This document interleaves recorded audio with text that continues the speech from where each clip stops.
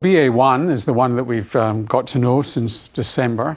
BA.2 is like a sister variant of this, comes from the same source, and in some countries is taking over. So in Britain, last month, it was 50% of infections. Now it's 83% of infections, I think, last week. So it's really pushing in other countries like Denmark, and Ireland, and so on.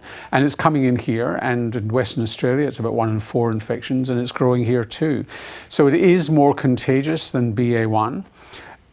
And it seems to be because it evades the immune system a bit more. They've looked at the features of the virus. So it's not producing more copies of the virus. So in other words, you don't have more virus on board.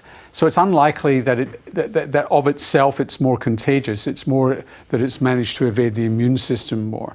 The lucky thing about it is that, at least according to the British data, it doesn't seem to be more severe than BA.1, the original Omicron virus. What does that mean in terms of how it interacts with vaccinations? Well, it means that we could, so this is the thing that's missing from the British data, is reinfection. So if you, so there have been lots of people in the BA.1 who've been reinfected. They've had COVID before, or they've been vaccinated, and they're getting it again.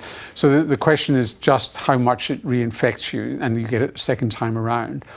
And the New South Wales Health Minister was right when he said that this could be dangerous because, I mean, remember, this is the worst year of the pandemic.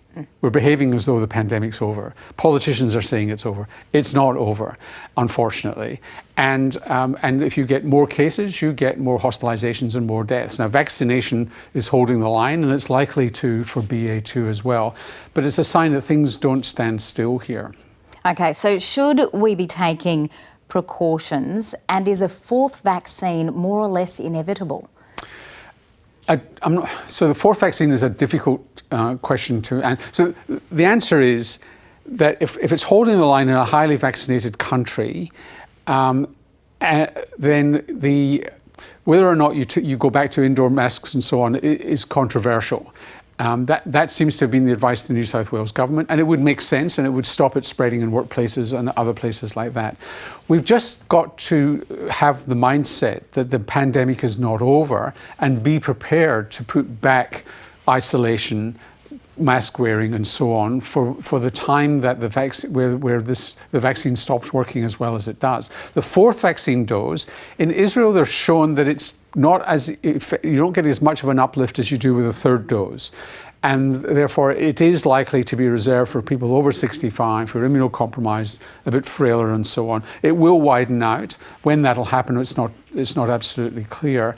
But it's not going to have the dramatic effect that the third dose has had and continues to have. Okay. Now, just finally, what is the latest on the spread of Japanese encephalitis in Australia?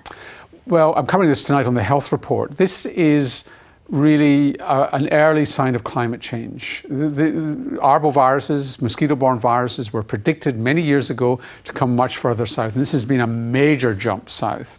So it's not the first time we've had floods, but it is the first time we've had this, and it's brought by migratory birds. And it's normally a cycle that happens in migratory birds, which is probably why people on holiday on waterways in northern Victoria have caught it. But when it gets into pig farms, particularly in Asia, but any pig farm, pigs amplify this, and it goes back into the mosquito cycle, and we can get infected. Humans are a dead end. Humans, horses, cattle, it doesn't go anywhere beyond us. So we don't infect other people, and if we catch it, mosquitoes don't pass it on to somebody else. So it'll be limited, but it could become endemic in rural areas in New South Wales, which might mean vaccination programs more widespread.